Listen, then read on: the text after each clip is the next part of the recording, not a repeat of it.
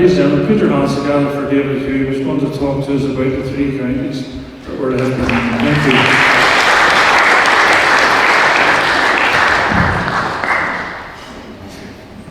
you. Good evening, everybody.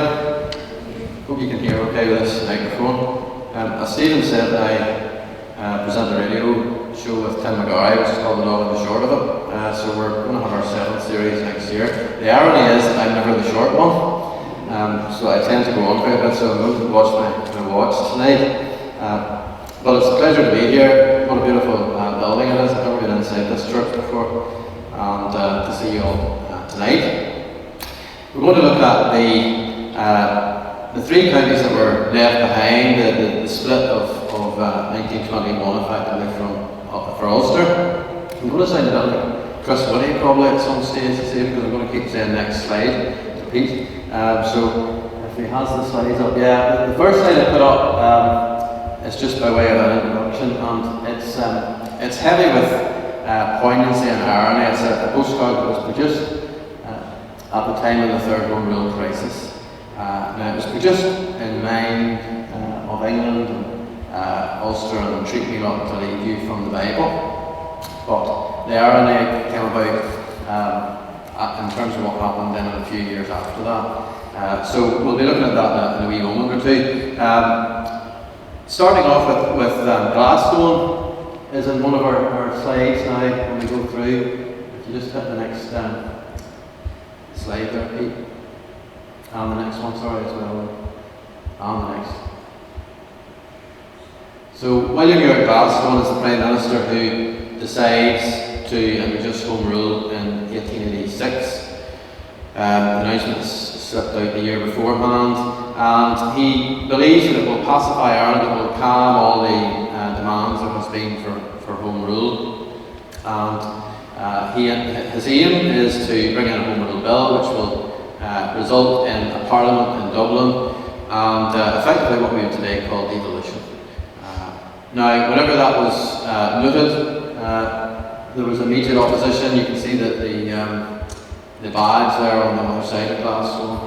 And there was opposition from both Southern Unionists and Ulster Unionists, but the opposition really started in the south. Southern Unionism was very strong, very influential. Ulster Unionism was strong, was geographically concentrated, and that was significant as time would go on. But Unionism generally felt this was not a good idea in terms of Home Rule, and they opposed Home Rule. Now, in terms of what Ulster Unionists said about it, why it was an issue to them, the next slide is taken from a book by Michael James Laughlin, which is about Gladstone, Home Rule and Ulster, the Ulster question. So I hope you can perhaps see the chart here, but these are the reasons that were most mentioned from political platforms in Ulster in 1886, once Home Rule was announced. So the issues that were concerning Unionists over Home Rule, the big one that was mentioned most was that Protestants would be persecuted in Home Rule Ireland. That was the fear, and that was most mentioned at the different platforms. So that was a very real issue. Protestants were in a minority in Ireland as a whole, and that had an impact in terms of how they viewed things, and they feared very much the power of the Roman Catholic Church at the time, and that would the Church's role would very quickly become part of how society governed itself and what laws existed and so on. There were very major differences between the theologies, of course, that fed their way into society generally. So that was a big one. I'm not going to go through them all in any great detail, but there were other issues here. Nationalist policies were seen as being detrimental to Unionist ideas, and one of the policies that Nationalists would have been tariffs, economic protectionism. And Unionists believed that if that came about, if they put tariffs on goods that were imported into Ireland, that was going to have an impact, because Ireland's biggest market was Great Britain, and if you started to put tariffs on their goods, then they were going to reciprocate. There was going to be an economic war, and who was going to win that war? Well, there was no real difficulty about guessing who was going to win that economic war. So Unionists believed that these sort of policies were not going to help things. There were also economic issues as well. Unionists did not want a parliament in Dublin, but they believed that if there was a parliament and came about, the Home Rule Parliament for Ireland, then what would happen would be that that parliament would start to levy taxes, and the taxes would fall on the most prosperous areas and the most prosperous parts of Ireland. And that was, of course, in Ulster, where the largest linen mills, largest textile factories, largest shipyards, all of the business and the commerce was really geographically strong and centred in the Ulster counties. Being canny type of people, they felt this was a double insult. First of all, they were going to get a parliament they didn't like or want, and secondly, they were going to have to pay for it. So that was a big thing that they weren't too keen on. There were other aspects as well. One of the big aspects was surrounding the British Empire, and Unionists believed that this talk of Home Rule was it was not an end in itself, it was the means to an end. So if there was Home Rule, then the next demand would be for separation, total separation politically, and that would have a major impact on the British Empire, because if at the very heart of the empire you could have this happen, then other territories would start to ask for self-government themselves, and the whole empire would crumble. Now that's a very salient argument, because the empire was very significant, and of course Belfast and Ulster were very important parts of that empire. They were at the centre of it, and they were part of the powerhouse of the empire. The empire was buying into the products that were coming from this part of the world, so that was very significant as well. There was a group called Empire Loyalists, who included people like Sir Edward Elgar and Rudyard Kipling, the poet, and Elgar, the composer, of course. And they believed this argument that the empire would start to come down like a domino if Home Rule was granted in Ireland. So the Unionists were not alone in their arguments. There was a lot of support across the British Empire for them, and a lot of support at that time on the mainland of Great Britain for them too. So that was a significant argument. There were others, but those are the main ones. I'm not going to go into a lot of details on them all now, because it is just to set the scene for what then happens in terms of the debate. And the next slide, next three slides, you can see that the opposition to the idea of Home Rule, particularly during the Third Home Rule Bill crisis, is crystallised at that stage, because the Third Home Rule Bill is the one that is going to pass if the Parliament in London approves it. Up to that point, the House of Lords had a veto, and after 1911 there was an act passed called the Parliament Act, and that took away the veto from the House of Lords. So the House of Lords could put amendments or suggest amendments to legislation. They could put it back to the Commons for consideration, but they couldn't stop it. After a certain period of time, the legislation would pass. And there was no doubt then, at the time of the Third Home Rule Bill, in the minds of Nationalists and Unionists, that Home Rule was going to be passed in the Commons, and that was going to mean that it was coming about. So there was a real focus between the Nationalists and the Unionists on this coming about. So the Unionist campaign in the Third Home Rule crisis is with that background. You can see photographs that was in South Londonderry. Our next slide is an earlier one from 1893 from the Unionist demonstration at Balmoral. I think there's a postcard of it down in the collection I saw when I was browsing around there. And this slide is interesting because it shows us that there is a very definite separatism coming to pass here. And certainly as far as Carson and others were concerned, Ulster was the key to stopping Home Rule, because Ulster had the concentration, it had the large area where most people were opposed to it, and they believed it would be the powerhouse to stop Home Rule. But we can see a degree of separatism coming about very clearly in Ulster itself, and you just need to use the word Ulster, which I've done there. 1892, the Ulster Unionist Convention. 1905, the Ulster Unionist Council. 1912, the Ulster Covenant, and you have to be born in one of the 9 counties of Ulster to sign the Covenant. 1913, the Provisional Government of Ulster. 1914, the Ulster Volunteer Force importing in guns, and subsequently the Ulster Division. So there is a sense of proto-nationalism developing here. Now it takes the form of wishing to stay part of the nation, as a nationalism, but it's no less a nationalism in that sense. It's just not the same as Irish nationalism, which is wanting to separate. So we see that happening, and in that happening is the root and the beginning of a sense that Ulster is different and it will have to be treated differently. So our next slide shows Carson, and Carson in 1913 told Bonar Law, the leader of the Conservative Party, as regards the position here in Ulster, I am of the opinion that on the whole things are shaping towards a desire to settle on the terms of leaving Ulster out. A difficulty arises as to defining Ulster. My own view is that the whole of Ulster should be excluded, but the minimum would be the 6 plantation counties, and for that a good cause could be made. Ironically, perhaps, when he referred to the 6 plantation counties, he wasn't talking about Antrim and Down, because they weren't part of the plantation at all, but I think we know what he meant in that phrase. He added that the south and the west would present a difficulty, and it might be that I could not agree to their abandonment, although I feel certain it would be the best settlement if Home Rule is inevitable. And Carson was right. Defining Ulster was the difficulty, and it was going to be the difficulty.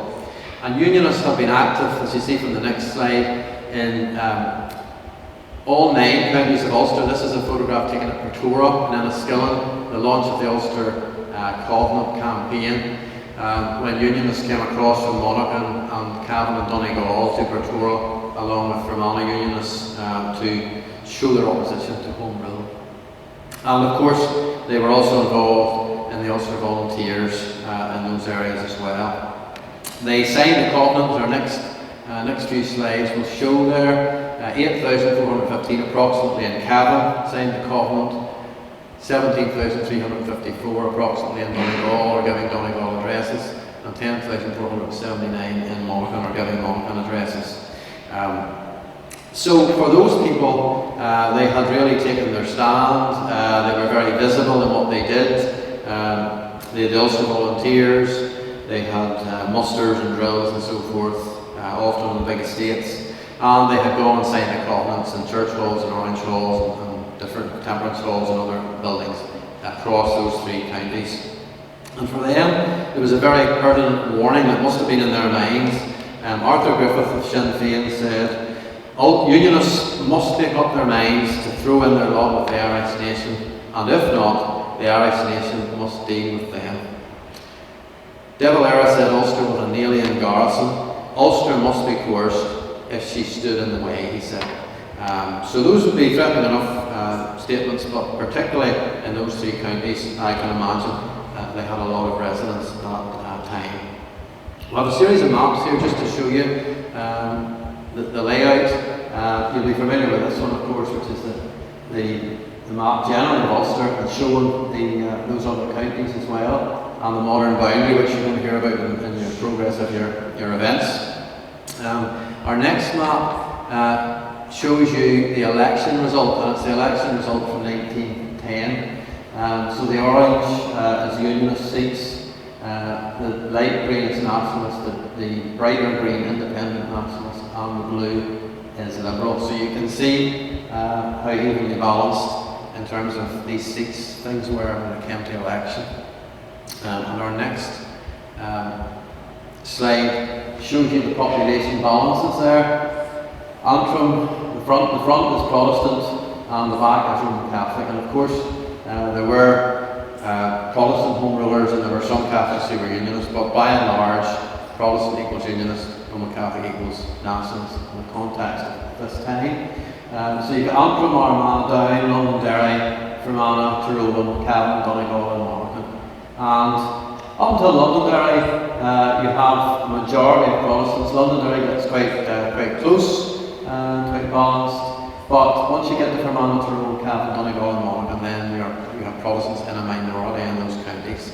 And that was a crucial thing in terms of the debate that was happening both within Unionism and within Nationalism about this as well too. So when the government put the third Home Rule Bill in the statute book, it was with the provision in 1914 that the terms would come into force until after the war.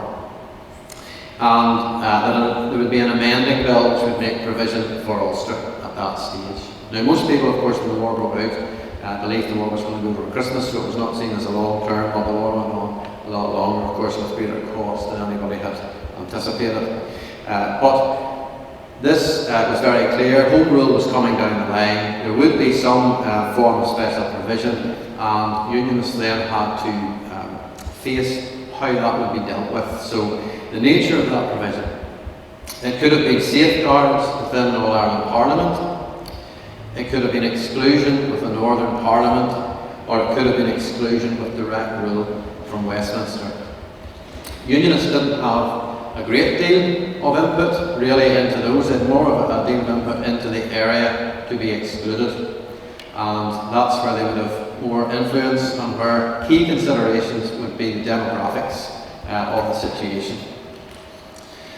So our next slide takes us, and that shows you the demographics there. So two of the 6 counties that became Northern Ireland had minorities of Protestant population, Tyrone and Fermanagh, and that would be where a great debate would centre among nationalism, because nationalists in Fermanagh and Tyrone wanted to be part of a free state, and they believed they had the right because they had the democratic majority for that.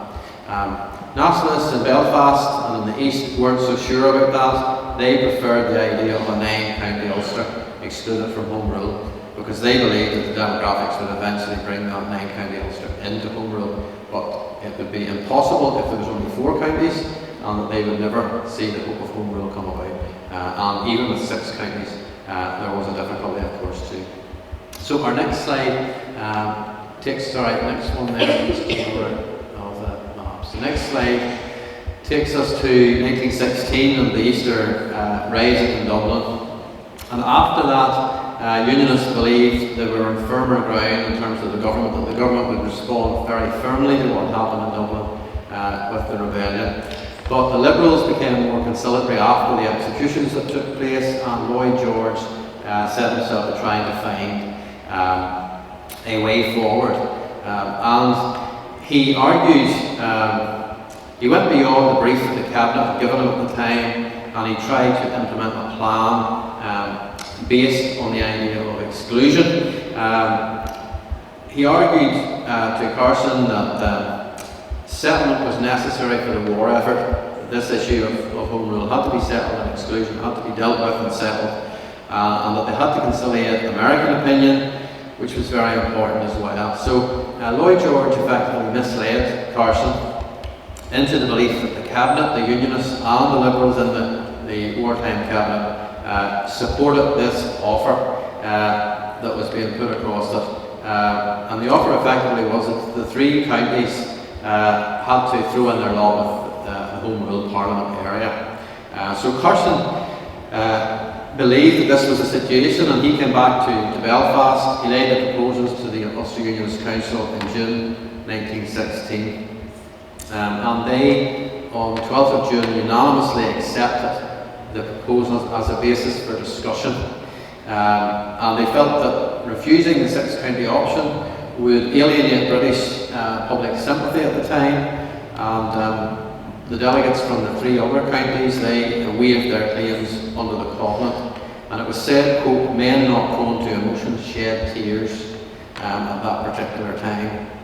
And the resolution passed unanimously, stated as follows, and it's on the next slide, or you might not be able to read it all, but it said, "We feel as loyal citizens that in this crisis of the Empire's history, it is our duty to make sacrifices, and we consequently authorise Sir Edward Carson to continue the negotiations on the basis of the suggestion explained to this meeting, and to complete them if the details are arranged to his satisfaction. We further desire to make it clear that if, from any cause, the negotiations referred to prove abortive, we reserve to ourselves complete freedom of action in the future, in opposition to the policy of Home Rule for Ireland." And the plan did come away then. It didn't succeed, because Lloyd George was telling one thing to Carson and the Unionists, and he was telling something else to John Redmond and the Nationalists, and they then refused to accept any exclusion at all, and refused to go along with this plan. So it all came crumbling down at that point. One of the Unionists, Hume, Montgomery, in a letter defending the UUC decision, was she wrote to the Deputy Paymaster for Ireland in 1916, said statements were made in private to the Ulster Unionist Council which persuaded us that it was expedient to accept Lloyd George's proposals under protest. I do not like what we did one bit, but it still seems to me the only thing we could do under the very extraordinary circumstances. And it wouldn't be like a major politician to tell any lies, of course, but that's precisely what had happened. And Unionists had accepted at face value what they were being told. Captain Hugh O'Neill, in March 1917, he said, and the next slide has his statement there, by agreeing to the exclusion of the 6 counties, she abandoned her 3 outlying counties and she surrendered in the south and west of Ireland the Unionist minority, which had always looked to her for support. Neither of these concessions was lightly made, and the first of them was rendered possible only by the patriotism of the Unionists of Donegal, Cavan and Monaghan, in the face of what they were told was a great imperial emergency. Finally, by agreeing exclusion, Ulster necessarily found herself committed to acquiescence for the purpose of the particular settlement proposed to her in the principle of Home Rule for those parts of Ireland which clearly demanded. To all Unionists, whether in Ulster or elsewhere, this was perhaps the greatest sacrifice of all. Now, that happened, but the proposal didn't come to fruition. The issue would go back into the House of Commons then on our next slide, the Commons were tasked, there was a committee set up under Walter Law, the former Unionist leader, Irish Unionist leader, to come forward with proposals in terms of effectively exclusion and Home Rule. The Government of Ireland Act then was the final process of that coming about, and it was introduced on the 25th of February 1920 and proposed 1 Parliament for 6 counties, 1 Parliament for 26 counties. And it's said that Patrick Buckland, the historian, in the next slide there, has figures of Carson and Craig, the 2 main Unionist leaders. The decision of the British Cabinet to exclude 6 counties rather than 9 had been arrived at only at the last moment, after prolonged discussion and after consultation with Ulster Unionist leaders who had advised a 6-county split. So up to that point, the Cabinet had been going down the lines of a 9-county Ulster under its own Parliament. And so Carson and Craig and the other Unionist leaders were pivotal to this decision, and we're going to come in a moment to see why did they make that decision, what were the factors behind it, and you already have a sense of from the demographics that we've looked at there.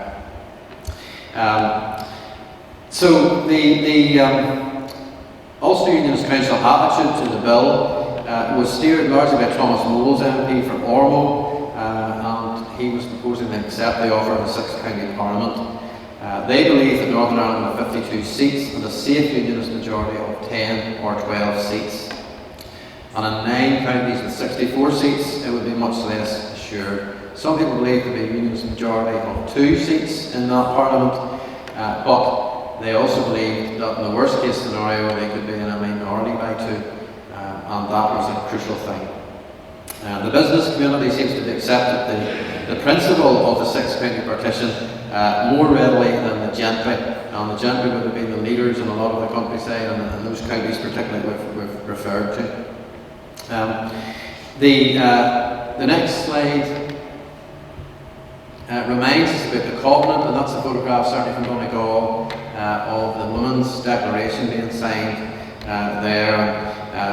Patrick Buckland says the Ulster Solemn League and Covenant posed a particular problem, but when it was considered, it was neatly circumvented by the arguments that the pledge was anachronistic or that the 6 counties decision kept the Covenant. It was argued that a strong Unionist area or government in the north of the Catholic minority would be adequate safeguard for the just treatment of Protestants in the south. So this was the real politique of the whole situation. This was people having to use their heads as opposed to their hearts, and that must have been a very difficult thing to do and an enormously difficult decision for a lot of Unionists, particularly those near those 3 counties. So Unionists first of all had to accept Home Rule for themselves, which they had not asked for or wanted, but They were aware there were changes in British political opinion. It was very absorbed, first of all, in the war effort and then in the post-war construction. And they felt that the six-county solution was the best that they could get without fighting the 1914 Act due to come into operation through the Government of Ireland bill. And Carson himself said, it's all very well to say, why don't you go on fighting as you did before? What were they to fight for? Could they fight for more than the freeing of Ulster from a Home Rule Parliament in Dublin? If the bill passed, they had won, and won without fighting. And he told the Ulster Unionist Labour Association that in 1920. The real struggle, of course, was within. Our next slide then is of Lord Farnham, who was one of the leaders of the border county Unionists at the time. And the three county Unionists felt betrayed by the moves to have the exclusion be 6 instead of 9. They referred to a broken covenant. They were very bitter about Carson after the vote had been taken and the dust had settled. I remember a letter from an old man in Leitrim. He wrote to me many years ago, now maybe 30 years or more ago, and he remembered in his family that the male members had signed the covenant, and one of them said he wouldn't go to the end of the day to see Carson afterwards because they'd been betrayed and their backs had been turned on them as far as the Unionists were concerned. And Lord Farnham, addressing the UUC in April 1920, he put forward an amendment to the 9 Counties Parliament. And those that supported him argued for maintaining the covenant and Ulster, and also in favour of Ulster that formed an economic, political and geographical entity. And they rejected the idea that the parties would be too finely balanced in a 9-county entity. And that was a crucial argument, was about the demographics of this. Farnham's proposal, if you put the next slide on then, please. It's not great quality, but that is the proposal that appeared in the Belfast newsletter. And it called upon the leaders to take such action to see that the term Northern Ireland in the present bill is altered to include the whole province of Ulster. After discussion, the resolution was rejected, it says in the newsletter. So the argument produced pamphlets from both sides. The UUC delegates from Cavan, from Donegal and from Monaghan produced a pamphlet, Ulster and Home Rule, No Partition of Ulster. In this remarkable document, the delegates referred to the 1916 decision and said that the UUC had responded at that time by allowing them, the delegates from Cavan, Monaghan and Donegal, to decide for themselves, to go into a room themselves and to come back with their decision, while the UUC awaited their decision.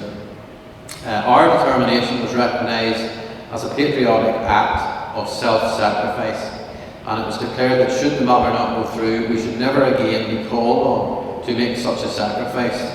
The matter did not go through owing to the position of the Nationalists, and we returned to our former position, it says. And then the next slide then. It's just headlines from the meeting. Momentous meeting in Belfast, declaration of policy, position of the excluded counties. And they went on in their pamphlet, they said the facts about the 3 counties were as clear when the covenant was signed as they are today, and they have not altered. The position of Ulster as a whole remains the same. Why were we asked to come in and sign if, when the emergency comes, we are to be thrown over? And it was a very pertinent question. The delegates compared the situation to March the 10th, 1920, when our consent was not considered then to be necessary, and in turn they had asked for this further meeting of the Unionist Council. So their pamphlet was intended to add weight to the argument at the further meeting of the UUC that this was not such a disaster, this idea of 9 counties, as was being made out. And they produced figures for it. They produced the figures from the elections. They said the last election in the 9 counties there had been 23 Unionists and 15 Nationalists elected, a majority of 8 for Unionists. And they disputed Thomas Moles' figures, and they said Mr. Moles persisted in his estimate, but gave no reasons for it except that the result of the last municipal elections in Belfast was not satisfactory to certain interests there. It was insinuated that the Unionist working men of Belfast could not be depended on as heretofore, and therefore we must be cast out. So they were certainly tackling the argument, Moses' argument with the figures. And it is not an unfair criticism to say that the Unionist Party of Belfast was labouring, to use that term, to maintain election support. Next slide there shows one of Harry Mensley, one of the Labour candidates. So Labour had a time in the early 1920s when it wasn't as strong, but it had been before the Government of Ireland bill elections, and it did start to grow in strength then from about 1923. In December 23, Mensley polled 22,255 votes and lost by only 2,720 in Belfast for the Westminster election. It was a boycotted election by the Nationalist Party. Graham Walker argues that about 10,000 Protestant votes went to Mensley, which was quite significant for a Labour candidate. And there was a strong independent Unionist and Labour tradition in Belfast. So that was a point that they were making. And it may well have played into the fears of people like Thomas Bowles as to what would happen if this was writ large with a 9-county situation. And then we have Crawford here, Fred Crawford, who produced his own pamphlet for the UUC delegates, and he made it very clear that in his view he had acted in the correct manner from what he understood as to why he had signed the covenant in the first place. And his pamphlet was called Why I Went Up for the 6 Counties. He dismantled the arguments of the 9-county Unionists that had broken the covenant by doing this. And he said that there had been a new calamity, that the time of threatened calamity referred to in the old covenant had been replaced by a new calamity and a new conspiracy. The 9-county Unionists said that was such a childish argument that we hardly like to repeat it. So you can sense that there was a very, very strong debate that went on at the Unionist Council meeting, and possibly outside it as well then too. But he said that as far as he was concerned, the committee that drew up the covenant was referring to the 1912 bill, and that was what it was referring to. And he said that it is Ulster's duty to see that whatever is left of Ulster must be dominantly Protestant for the safety of the Empire, even though one county only remained. I consider that by voting for the 6 counties, I've kept my covenant both in spirit and in letter.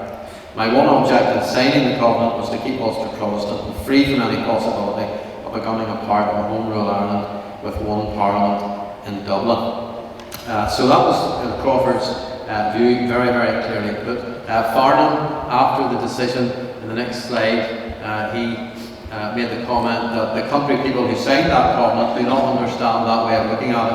Our people look upon themselves as betrayed and deserted. It has gone far further and far deeper than you imagine.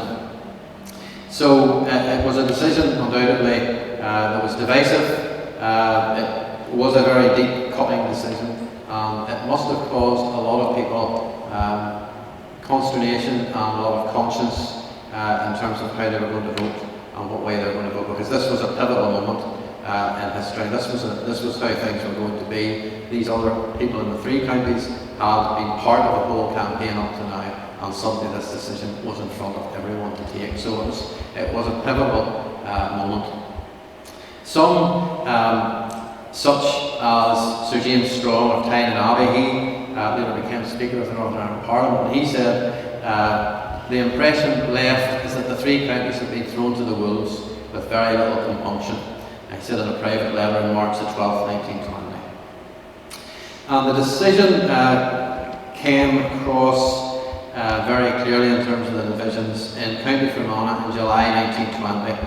At Maguire's Bridge, Orangemen from Newton Butler and Liston Skeans, Hill and Brookborough, Lisbon and Temple had gathered, and the platform speaker, the Reverend J.C. Taylor of Newton Butler, was very forthright in what he had to say. So there's strong words coming up now on the next slide. He said, he questioned whether they were Unionists or Nationalists, and said it was hard to decide. And he said that he really did not know whether to address those before him as Nationalists or Home Rulers. There but he thought their proper title was Sinn Féiners, as they could be, as they in the 6 counties had declared for ourselves and ourselves alone, and had thrown the Unionists of the 3 other Ulster counties to the wolves. Personally, he could not help thinking there was a strong element of cowardice in that decision, and that's what he told them from the platform at the 12th in the Guards Bridge. Another demonstration by Orange men at Pentagon on the next slide. FM Archdale told the gathering there, so I think the colour is not very good on that one, that at first they thought they could bring in the other counties under their jurisdiction, but in their going into the whole thing more fully, they learned that they would only have a majority of 1 or 2 at the utmost in the Northern Parliament. That was the reasoning for what had happened, he explained from the platform. He also perhaps did not give much sense of succour when he talked about those who had power in the south were going to set it up by murdering, ruining everything and keeping a reign of terror amongst the people. So there would be few who listened to or read about that, and the other counties could find little to console themselves there in terms of what he had to say. But that is the tone of the debate and the level of division that was there, and if it becomes apparent at the 12th as it did in 1820, then it's very clearly a deep, deep division that we know has occurred within the Unionist family, as it were. So what happened then to the 3 county Unionists when all this came about? Our next slide just reminds us that 2 parliaments were set up and that they were under the authority of the Dublin Parliament, the Irish Free State. There was a movement of people, it was about at least 42,000, possibly 46,000 people who moved across the new border, some into Northern Ireland, some to Australia, some to Canada, and others to parts of Great Britain, from the Unionist community. So it was a very large movement of people that is often forgotten about in the history of all of this. The elements of cultural unionism remains largely embodied in the churches and the Orange Order, and to some extent also in the Masonic Order. But there were attacks on Orange and Masonic halls, burnt down in some cases. There was lots of attacks on individuals, and it became a very uncomfortable place to be. So, for the 3 county Unionists, it was not a happy experience in those immediate years afterwards. I remember talking in more recent years to people from one little village which was mentioned on the drum there, and they said that when they were growing up, probably about the 70s, if anybody asked them where they were from, they would not say they were from Drum, because it was a Protestant village, so they would say they were from New Bliss and they were from Castlemaine if they were asked in Monaghan where they come from. So they didn't feel that they could actually identify with their own cultural identity. So that does tell a tale. The decline in the Protestant population also is part of the whole mix of all of this at that time. And the interesting thing is that whenever the 50th anniversary of the Covenant was signed, the Orange Grand Lodges from those counties were invited to come to Belfast and declined because they said there was nothing to celebrate. They had nothing to celebrate. So it was a reminder of how they felt. Now, for the Centenary in 2012, they did participate and come, but time is a great healer, obviously, and it took a long time. But there are still people in those counties who would talk very much of the feeling of bitterness, of resentment, of being abandoned at that time. The early years of Northern Ireland itself, the next slides give you a flavour of that. This is a photograph of near where the MP William Clavell was murdered in Belfast, and that's just a search operation afterwards. And then the next slide shows you the funeral of a B special from Martinstown, north of Ballymena in County Antrim. And sometimes we think that there was lots of IRA activity, certainly in Belfast and maybe around the border areas, but there were flying squads of IRA, certainly in County Antrim.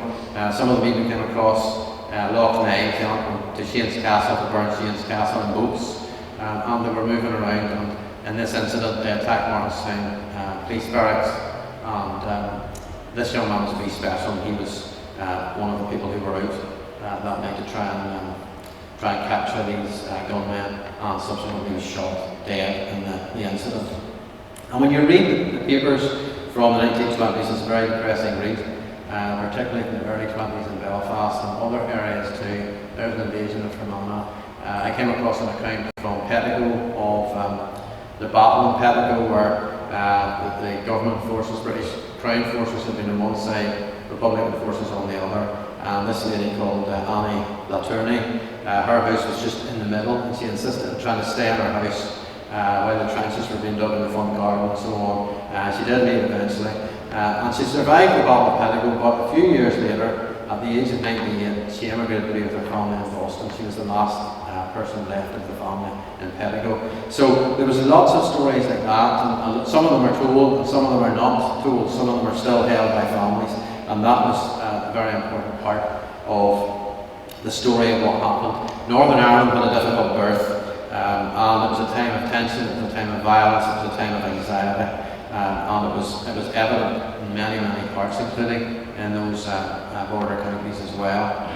And James Craig did not have an easy task in ensuring the safety of the state and the stability of the state, because all the efforts were being made to destabilise it. There's a man called James Mitchell, a school teacher, and one of the last slides is his comment. He was a member of the Moravian Church up in Ballymena, and they also had a congregation here in Belfast too. And in his diaries he noted for that time, in 1920 Ulster got the right of self-government, and immediately opposition arose to render such government impossible. Between foes without and foes within, gunmen and incendiaries, the times were critical. The gunmen shot people down in the open street in Belfast in daylight. Incendiary fires broke out in all directions over Ulster, and bridges were blown up so that Ulster people had a time of trial, but this was overcome by the exercise of patience and perseverance. And ultimately, James Mitchell was right. Northern Ireland did well to survive in those early years, reliant really on itself. They had an indifferent government in London and an antagonistic government in Dublin to contend with, but it did survive. But the outworkings of what Northern Ireland was and what that exclusion was were very difficult and very divisive.